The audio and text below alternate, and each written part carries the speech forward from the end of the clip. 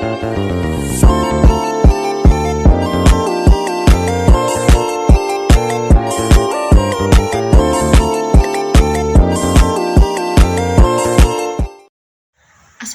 warahmatullahi wabarakatuh.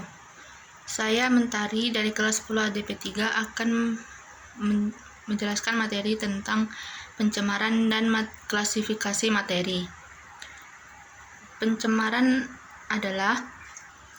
Pencemaran lingkungan adalah polusi atau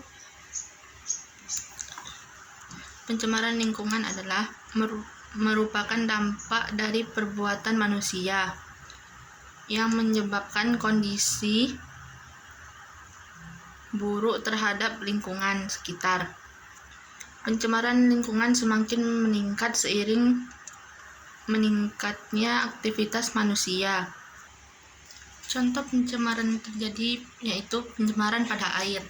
Air merupakan sumber daya yang paling mudah terkontaminasi polutan karena sifatnya sebagai pelarut universal. Menurut Peraturan Pemerintah RI No. 20 Tahun 1990 tentang pengendalian pencemaran air, digolongkan menjadi 4, yaitu A. Air yang dapat digunakan sebagai air minum secara langsung tanpa mengolah atau pengolahan terlebih dahulu. B. Air yang dapat digunakan sebagai air minum. C. Air yang dapat digunakan untuk keperluan perikanan dan peternakan. 2. Pencemaran udara. Makhluk hidup sangat memerlukan oksigen dari kandungan udara.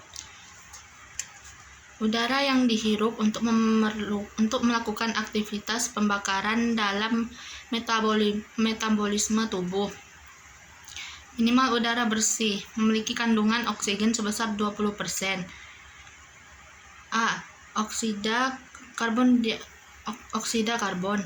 Molekul oksida karbon dapat berupa karbon monoksida, CO, atau karbon dioksida, CO2. Oksida karbon umumnya dihasilkan dari proses pembakaran, baik hasil kendaraan bermotor maupun aktivitas industri. B. Klorofluorokarbon, CFC. Berbagai peralatan pendingin seperti AC dan kulkas umumnya menggunakan CFC. Pada alat biasa disebut sebagai freon. Kebocoran freon pada alat pendingin akan menyebabkan freon naik ke tempat lapisan ozon O3 berada. Selain alat pendingin, beberapa industri menggunakan freon sebagai gas pendorong pada produk sprayer seperti parfum untuk menyemprot parfum dan penyemprot nyamuk. C. Oksida belerang. Oksida belerang meliputi sulfur dioksida, SO2, dan sulfur trioksida, SO3.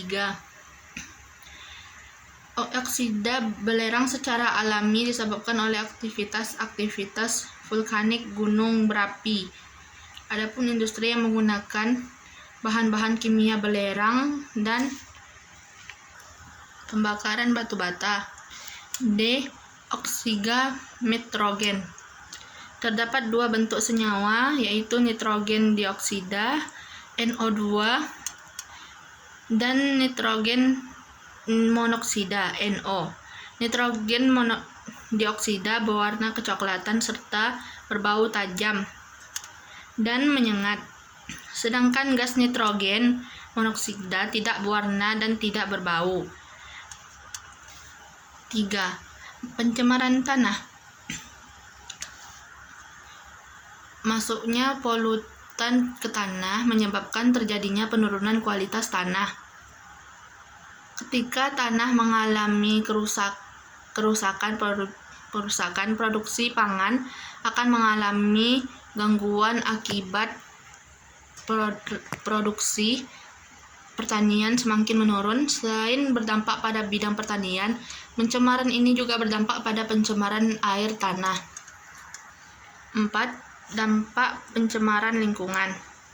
Lingkungan yang tercemar dapat menimbulkan berbagai macam permasalahan, diantaranya muncul berbagai penyakit, baik penyakit menular maupun tidak menular, punahnya spesies, ledakan hama, dan ketidakseimbangan lingkungan. Klasifikasi materi. Materi adalah objek atau bahan yang dapat menempati ruang dan memiliki massa. Materi juga sering disebut sebagai suatu zat yang ada di sekitar alam. 1. Materi berdasarkan wujud materi.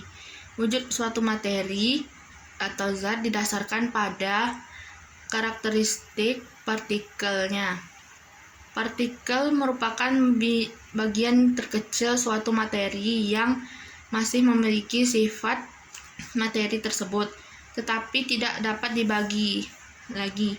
Wujud fisik dari materi secara mudah dapat diidentifikasi dengan indera penglihatan yang meliputi padat, cair, dan gas.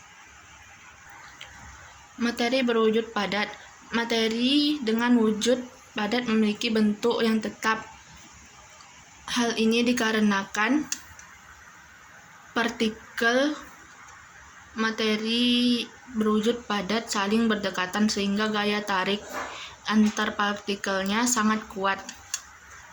B. Materi berwujud cair. Materi berwujud cair mempunyai karakteristik berubah-ubah mengikuti wadahnya.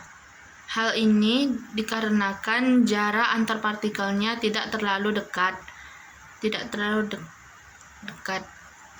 Sementara itu, volume materi berwujud cair adalah tetap karena sifatnya mudah berpindah. Materi berwujud gas. Materi berwujud gas mempunyai bentuk dan volume yang berubah. Hal ini dikarenakan jarak antar partikel secara berjauhan tidak tersusun secara struktur, secara teratur, dan gaya tarik antar partikelnya sangat lemah. 2. Berdasarkan komposisi materi. Komposisi suatu materi atau zat dapat dibedakan menjadi dua hal, yaitu zat tunggal, unsur, dan senyawa, serta campuran larutan, koloid, dan suspensi. Seperti A. Zat tunggal. Zat tunggal adalah zat yang tersusun dari materi yang tidak dapat diuraikan lagi menjadi zat yang lebih kecil dan sederhana.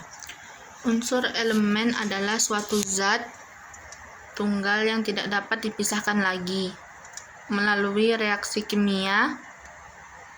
Biasa unsur diberi nama dan lambang untuk memudahkan penulisnya.